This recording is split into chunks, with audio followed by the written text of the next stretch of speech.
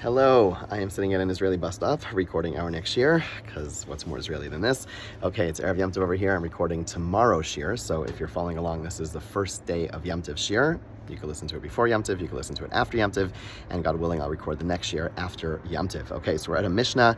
The Mishnah is on 59a2. This Mishnah really goes on a bit of a tangent over here, and it talks about Shitufei Muvaos. So what this means is we have a Mavoi. Remember, a Mavoi is the alleyway, and basically you have cities which are made up of houses. In each house, a couple of houses usually make up a chutzner, a courtyard, usually in a courtyard, and each of those courtyards typically open up into a Mavoi, into a alleyway, or what we would call a street, and those streets usually open up into a much larger street, what is typically a Rosh Hashanah. So there is a concern. There's a concern that if we were to go ahead and make shitufei muvos, so make a shituf, make a partnership throughout an entire city, then people may not realize that it's forbidden to carry, because people, especially the children who perhaps are not so knowledgeable, will never realize that there's any prohibition against carrying, and so therefore Chazal, or sages, came along and instituted they have to leave a certain part of a city un-Eruved. That's not a word, but basically with no Eruv, and in doing so, that would ensure that people say, oh, this area you can't walk in. Why can't you walk in it, daddy, mommy?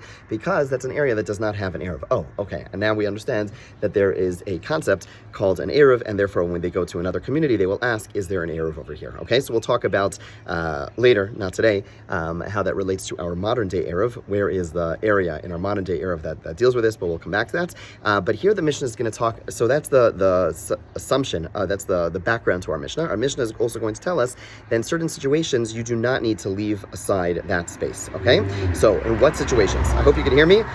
Lots of loud cars over here. Let's say it was a private town that became public. Okay, so this is much more common back in the day. You have these small little villages. Let's say it was owned by one person. There's actually many different opinions as to how it switches from a private town to a public town. Let's go with Rashi's approach. Rashi says that a private town has less than 600,000 people, and a public one is one that has more than that.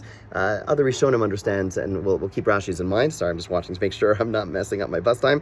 Rashi, it's Erev Yom Tov. I have to get back in time for Yom Tov.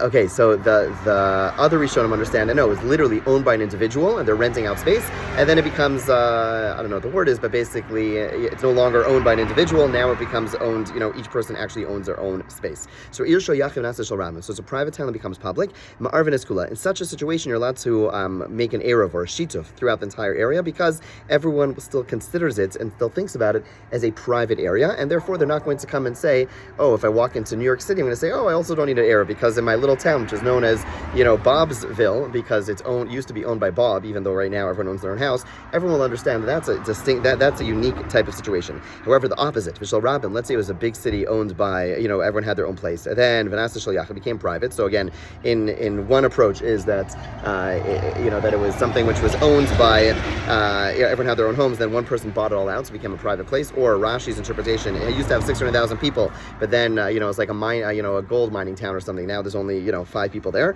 You cannot make the whole place into one Eruv, because people still consider it to be a public space, and therefore, even though right now technically it's all private, we still cannot incorporate the entire place into an Eruv, because again, people are going to be confused. Okay, so how much space has to be set aside? You have to set aside the equivalent to the town of Hadasha in Yehuda, in Judea, which has 50 inhabitants. So it has to be a block of houses containing 50 residents. Then you could make an Eruv for the rest. These are the words of Yehuda. Rav Shimon disagrees. Rav Shimon he says not about 50 residents, but rather 3 courtyards containing at least 2 homes each. Okay, says the Gemara. Ask the Gemara. What is a situation? What is a case? An example of a private town that becomes public. Rav Yehuda going to Iskarta de Reish Galusa, the private town of the Reish Galusa, which originally was private and then became public. So again, whether that means privately owned, and then now publicly everyone owns their own place, or means it went from less than 600,000 to more than 600,000. I'm there, Rav Nachman clarifies. He says, my time, why did you give that town as an example? Is it because the fact that many people are there to speak to the government? And the Reish Galusa, again, was the head of the government, and is the reason that example is given is because many people are there, and therefore, Medakri Adadi, they remind each other of the fact that that they can't carry, and they remind themselves of the fact that the entire town is incorporated into a shituf, and originally, and it's only because it's private, but if it was be public, in other words, there are people talking to one another, there's a lot of people there, they're interacting with one another because they're all there to speak to the government. People need permission to do different things. They want to build a house, they want to buy something, whatever it is, they need to speak to the government, they need some protectia. So then that's the reason you're giving that example. All other Jewish towns have the same interactions. You don't need to go to a government town for there to be a lot of interaction between Jews. Why? On Shabbos morning, people come together. People come together on Shabbos morning. Okay, so the reason of the Gemara is not because they all come to Ner Tamid, which is always nice. The reason the Gemara gives is because the fact that they would be a Shabbos lecture. That was the day that everyone came to learn, no matter how busy you were. Not everyone was able to do the Amud. Not everyone was able to do the Daf. Not everyone was able to do all the other Yomis that we've been doing. And therefore, what they would do is they would all come to Shul on Shabbos morning, and they would learn then. But the point is that people are interacting with one another, and they're speaking to one another, and therefore they'll tell one another about the fact that this is a special town. So the bottom line is, what Rav Nachman is saying is, why did you give that example? Is there something unique about that example? Okay, so the Gemara says, no, Elam Rav Nachman Kigon Diskarta Di Nat Zui.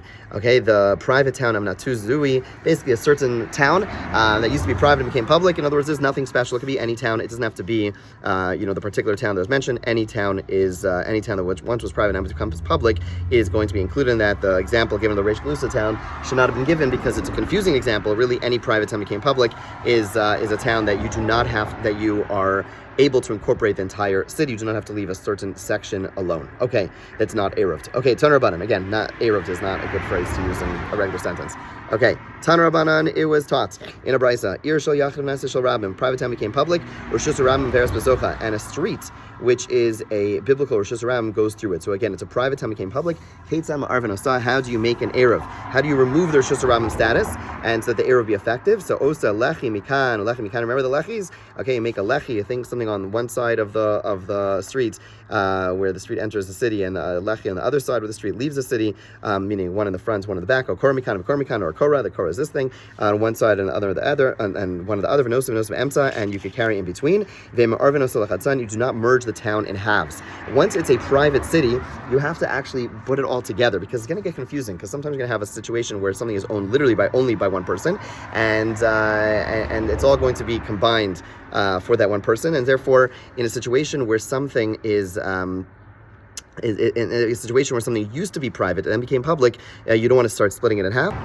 The basic idea is we treat it still as if it's a private city, right? Because we're using some leniencies of it being a private city in the sense that we don't have to leave space aside, and therefore similar, since when it was owned by one person, if one person owns an entire city, they don't have to go ahead and if it's an individual who owns an entire city, you don't have to make a shitufei mavos. It's all their place.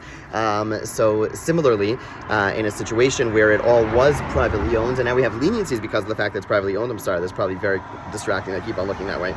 I'm also distracted. Sorry. You're not allowed to split into half. You have to leave it as if it's kind of like privately owned. Okay.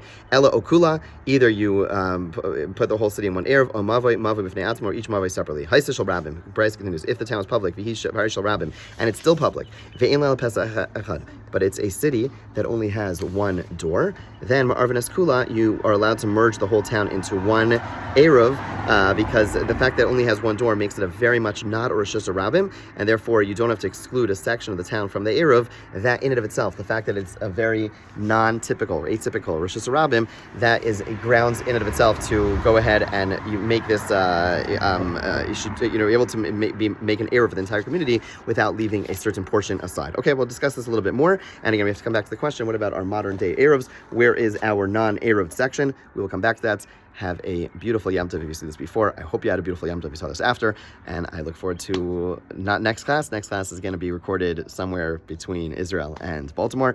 And on Tuesday morning, I look forward to learning with all of you in person.